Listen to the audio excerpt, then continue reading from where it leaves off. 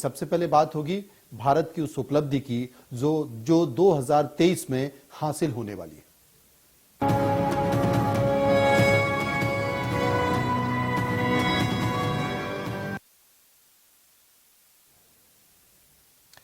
दो 2022 गुजरने को है और 2023 दस्तक देने वाला है। नए साल के पिटारे में भारत के लिए भले ही बहुत कुछ ना हो, लेकिन एक ऐसी उपलब्धि जरूर है जो पूरे विश्व को पीछे छोड़ देगी और भारत उसमें अव्वल रहेगा। या यूं कहें, जी हां, या यूं कहें कि भारत के लिए एक ताज है। ऐसा हम इसलिए कह रहे हैं क्योंकि यह माना जा रहा है कि 14 अप्रैल 2023 तक भारत की आबादी दुनिया में सबसे ज्यादा हो जाएगी। पहले 300 साल में ऐसा पहली बार होगा जब चीन दुनिया की सबसे ज्यादा आबादी वाला देश नहीं रहेगा। जी हां, और भारत उससे यह ताज छीन लेगा। अब बात करेंगे कि क्या शुरू से ही चीन विश्व की सबसे बड़ी आबादी वाला देश था? तो ऐसा नहीं है। 10,000 ईसा पूर्व यानी कि आज से करीब 12,000 साल पहले सबसे ज्यादा आबादी मैक्सिको में रहती थी। आपको नहीं पता है ना? मैं आपको बताता हूं कि सबसे ज्यादा आबादी मैक्सिको में रहती थी। करीब 7,000 साल पहले मैक्सिको को पीछे छोड़ चीन सबसे ज्यादा आबादी वाला देश बन गया। लेकिन करीब 6,000 साल पहले भारत ने चीन से यह उपलब्धि हासिल की और उससे सबसे अधिक आबादी वाला देश बन गया। और यह सिलसिला 18वीं शताब्दी तक चलता रहा। 18वीं सदी यानी कि करीब 300 साल पहले तक अखंड भारत ही दुनिया का सबसे अधिक आबादी वाला देश था। लेकिन 18वीं शताब्दी में चीन की आबादी सबसे ज्यादा हो गई। अब 14 अप्रैल 2023 को एक बार फिर से भारत तो विश्व के सबसे ज्यादा आबादी वाला देश बन जाएगा। आबादी के मामले में भारत और चीन की 300 साल के आंकड़ों को अगर देखें तो 18वीं शताब्दी में जहां चीन की आबादी 33 करोड़ थी तो भारत की आबादी 20 करोड़ थी। 1850 ईस्वी में चीन की आबादी 40 करोड़ 90 लाख हुई तो भारत की आबादी 23 करोड़ 5 लाख हो गई। 1900 ईस्वी में चीन की आबादी 40 करोड़ 1 लाख थी तो भारत की आबादी 19 करोड़ 1 लाख हो गई। 1950 ईस्वी में चीन की आबादी 54 करोड़ 3 लाख हुई तो भारत की आबादी कितनी हुई? 35 करोड़ 7 लाख हुई। साल 2000 में चीन की आबादी बढ़कर 126 करोड़ हो गई और भारत की आबादी 106 करोड़ हुई। ऐसे में 2023 में चीन की आबादी जहां पर 142 करोड़ हो जाएगी तो वहीं भारत की कितनी हो जाएगी? आप कल्पना कर सकते हैं। भारत की आबादी 133 करोड़ हो जाएगी।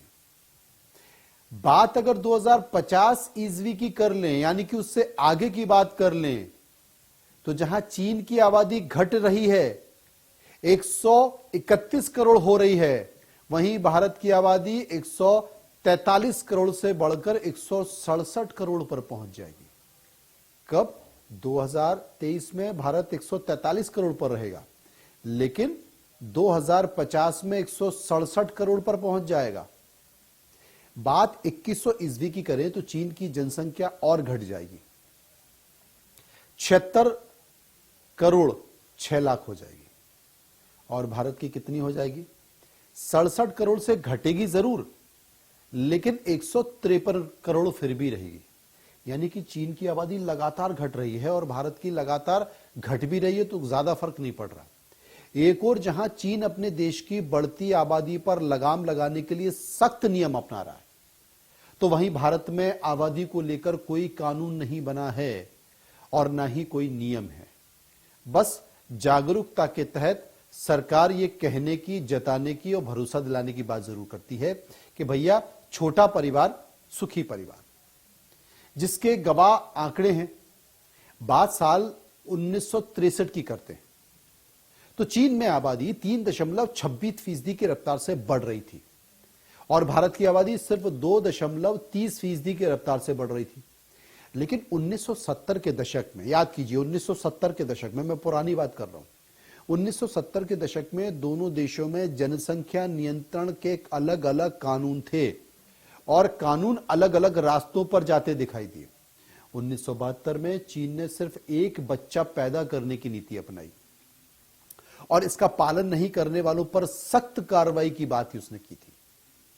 भारत में 1975 में तत्कालीन जो सरकार थी, उस तत्कालीन सरकार ने इमरजेंसी के दौरान लाखों लोगों की जबरदस्ती नसबंदी कराई थी। हालात इस कदर बने थे कि भारत की जनता ने परिवार नियोजन के खिलाफ बगावत की, बगावत का बिगुल फूका और सरकार गिर गई, सरकार को परेशान होना पड़ा। अब चीन आगे के वर्षों में भी ज्यादा उम्र की शादी की योजनाओं को अपनाए रखा, लेकिन परिवार नियोजन के खिलाफ बगावत के बाद भी भारत की कोई भी सरकार और नेता इस मुद्दे पर मुखर नहीं हुए। नतीजा यह रहा है कि साल 1983 में चीन की आबादी बढ़ने की दर सिर्फ 1.1 कितनी? सिर्फ 1.1% और 2022 में माइनस, यानी कि अभी जो साल चल रहा है वो साल 2022 का है। चीन की दर कितनी है जनसंख्या वृद्धि की? माइनस में चली गई है, -0.01% रह गई। जबकि भारत में मौजूदा समय में जनसंख्या की दर क्या है? 0.7% की दर है और ये बढ़ रही है। ऐसे में 14 अप्रैल 2023 को जब भारत की आबादी 143 करोड़ हो जाएगी तो इसका मतलब है कि धरती पर मौजूद, पूरी पृथ्वी पर, पूरी धरती पर मौजूद हर 5वां शख्स भारतीय होगा। अब यह भी समझना होगा कि बढ़ती जनसंख्या के नुकसान क्या हैं और फायदे क्या हैं। इस पर हम चर्चा कर लेते हैं, क्योंकि बढ़ती जनसंख्या के जो नुकसान हैं वो पहले आपको समझा देते हैं। अगर किसी देश की आबादी बढ़ती है तो उसकी तुलना में उसके संसाधन का जो उत्पादन है और उसकी आपूर्ति है वो बहुत धीमी गति से बढ़ती है। सबसे ज्यादा जनसंख्या वाला देश जो होने के बाद भारत के सामने जनसंख्या घनत्व की चुनौती भी सामने आएगी, क्योंकि साल 1950 में भारत का अगर 1 किलोमीटर में 120 लोग रहते थे, 1950 में 1 किलोमीटर में 120, तो 2023 में 1 किलोमीटर में 481 लोग रहेंगे। इसे यूं समझिए कि अगर इसे हम समझें कि पिछले 75 वर्षों में भारत की जनसंख्या का घनत्व 4 गुना बढ़ गया, तो भारत की बढ़ती आबादी की वजह से ही प्रति व्यक्ति आय के मामले में दुनिया में हम 122वें नंबर पर हैं। यानी तमाम जो छोटे छोटे देश हैं ना, वो हमसे ऊपर निकल गए आय के मामले में। तो 122वें स्थान पर हम आ गए आय के मामले में, प्रति व्यक्ति कि एक व्यक्ति कितना कमाता है। हम जो तमाम देशों की संख्या है उसमें 122वें नंबर पर है, बहुत नीचे है। जबकि भारत तो विश्व की 5वीं सबसे बड़ी अर्थव्यवस्था वाला देश है। जबकि जो देशों की सूची है उसमें हम 5वीं सबसे बड़ी अर्थव्यवस्था वाले देश हैं। रेल की बात कर लेते हैं कि मौजूदा समय में रेलवे में रिजर्वेशन के लिए आपको महीनों इंतजार करना पड़ता है, टिकट कंफर्म नहीं होता है। जबकि भारत के रेल नेटवर्क दुनिया का सबसे चौथा बड़ा रेल नेटवर्क है। मैं छोटे छोटे संकेतों के जरिए को आपको समझाने की कोशिश कर रहा हूं कि बढ़ती आबादी बहुत नुकसानदायक होती है किसी राष्ट्र के लिए, किसी देश के लिए। भारत के हर इलाके में नौकरी के समान अवसर नहीं है। करीब 20 करोड़ लोग पलायन का शिकार हो रहे हैं। आबादी बढ़ने के साथ ही बेरोजगारी की समस्या बढ़ रही है, क्योंकि बेरोजगारी की जो समस्या है उसी के कारण लोग पलायन कर रहे हैं बड़ी तादाद में, गांव से शहर में, शहर से एक शहर में, एक शहर से दूसरे शहर में। समझ में नहीं आ रहा, गांव के गांव खाली पड़े, गांव में सिर्फ बुजुर्गों की संख्या ज्यादा रह गई। देश में अरबों रुपए खाद्य पदार्थों पर खर्च होने के बाद भी, अरबों रुपए अन्न बांटने के बाद भी भारत हंगर इंडेक्स में 107वें नंबर पर है अभी भी। इसी के साथ ही आबादी बढ़ने के साथ ही महंगाई भी बढ़ेगी, साथ ही लोगों के खाने पीने की चीजों की किल्लत होगी। इनमें शुद्ध चीज आपको नहीं मिल पाएगी, क्योंकि उनका उत्पादन ही नहीं है भाई। अब जैसे एक उदाहरण के तौर पर बात मान लीजिए, दूध है, दही है, मक्खन है, घी है, इनका उत्पादन ही इतना नहीं है जितने की खपत है। अब उत्पादन हो नहीं रहा और खपत ज्यादा है तो क्या होगा? मिलावटखोरी होगी, नकली चीजें मिलेगी, जो कि बहुत हो रहा है। अब बढ़ती आबादी का जो सबसे बड़ा नुकसान यह भी है कि गरीब गरीब होता जा रहा है, अमीर अमीर होता जा रहा है, मध्यम वर्गीय परेशान है, वो उलझन में है, वो क्या करे? बच्चे को पढ़ाए, अपना फीस दे, घर का किराया दे, वो करे तो क्या करे। नौकरियों के अवसर घट रहे हैं।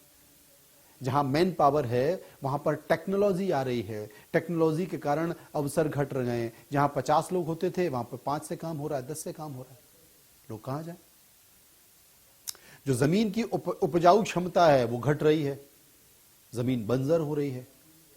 हिंदुस्तान में आज भी जमीन जो खेती होती है वो खेती किसान आसमान देखकर करता है, क्योंकि पानी तो वहीं से मिलता है। असल में दुनिया भर में जो 25 साल से कम उम्र के हर 5 लोगों में से एक भारतीय। भारत के 47% लोगों की उम्र 25 साल से कम है, यानी कि भारत सबसे बड़े स्केल पर सबसे ज्यादा युवा आबादी वाला देश होगा। यह आपके लिए फायदे की बात है, यह किसी के देश के लिए अच्छी बात है कि ये सबसे बड़ा बाजार तो तैयार करते हैं, साथ ही श्रमिक जो वर्ग है उसके स्रोत भी हैं कि आप मजदूर पैदा कर रहे हो। वैसे पूरी दुनिया में जो इंटेलेक्चुअल प्रॉपर्टी में भारतीयों की हिस्सेदारी भी सबसे ज्यादा है, ये बड़ी अच्छी बात है। बहुत देखिए, कुछ नेगेटिविटी है तो पॉजिटिविटी भी है, बहुत सारी चीजें।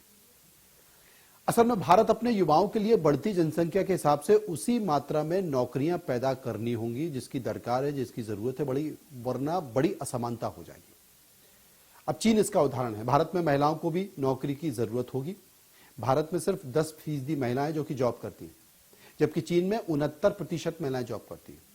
सबसे ज्यादा आबादी वाला देश बनने के बाद भी संयुक्त राष्ट्र सुरक्षा परिषद में भारत की स्थायी सदस्यता दावेदारी भी और मजबूत हो जाएगी कि भाई हम सबसे बड़े आबादी के देश हैं। तो ये तो कुछ आबादी के नफा है और नुकसान की बात हमने की, लेकिन भारत में भी जनसंख्या नियंत्रण कानून लाने की मांग लुट रही है। सवाल यही है कि आखिर बिल्ली के गले में घंटी कौन बांधे।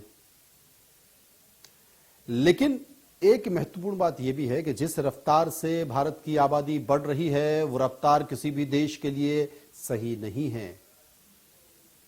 इसलिए सरकारें फोर्स के साथ नहीं कहती हैं, सरकार आपको सलाह देती है, सरकार एक एडवाइजरी देती है कि छोटा परिवार सुखी परिवार। लेकिन बावजूद हम 2023 में 143 करोड़ होने जा रहे हैं। चीन हमसे पीछे छूट जाएगा।